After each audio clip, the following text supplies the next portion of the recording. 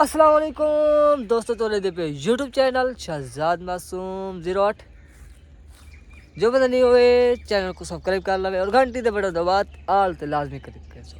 बाकी ये उम्मीद करता ठीक हो, तो अगर ठीक है वे तो अपना इलाज करवा गिनो, मैं डॉक्टर थोड़ी हाँ। अच्छा आऊँ तो बाद चलते हैं गालिब कहीं और जगह पे, चलते हैं गालिब कहीं और जगह पे। यहाँ कणके का मौसम बहुत ही औखा है।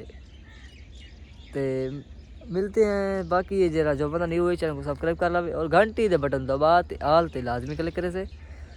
अच्छा हूँ तो बाद यूट्यूब, फेसबुक, इंस्टाग्राम, टिकटॉक ये हमारे पास 4 प्लेटफॉर्म हैं। हम सब पर वीडियो अपलोड करते हैं। हूँ तो बाद जो बंदा दोस्तों नमाज़ 5 वक्त पढ़ी करो तो आपको और मेरे को नमाज़ पढ़ने तौफीक देवे। आमीन या रब्बिल आलमीन। कमेंट आमीन लाजमी लिखे सो। बाकी मिलते हैं नेक्स्ट वीडियो में। ओके, अल्लाह हाफिज़।